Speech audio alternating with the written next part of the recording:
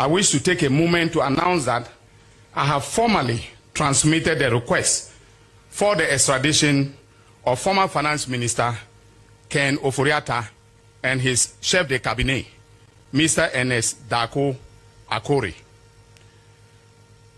You will recall that the Office of the Special Prosecutor investigated acts of corruption and corruption-related offenses by the former Finance Minister and his accomplices, and proceeded to file charges in the High Court of Justice against them.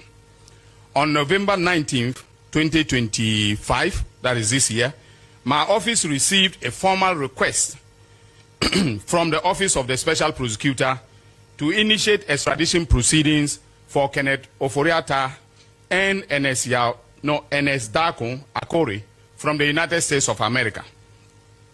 Following a preliminary review, our International Cooperation Unit observed that certain aspects of the request require clarification and enhancements to align with the applicable legal and procedural requirements. We communicated these observations to the Office of the Special Prosecutor via a letter dated 25 November 2025 and requested supplementary documentation to ensure completeness. On December 9, 2025, the Office of the Special Prosecutor provided a requested additional documentation and addressed the observations that we raised, thereby finalizing the extradition request packages.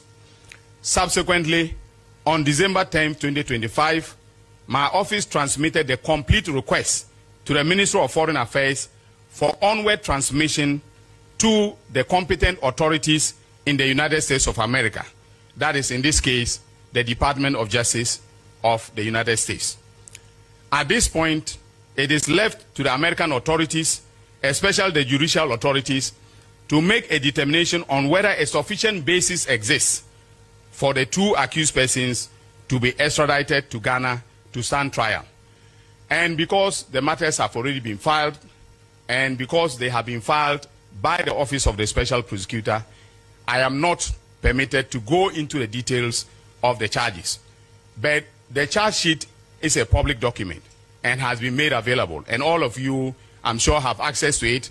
There are 78 charges against Honorable Ken Ofori Atta and his accomplices, and they border on causing financial loss to the state, using public office for private benefit, and so on and so forth. So you can look at the charge sheet and then make up your minds with respect to the charges. So I won't comment on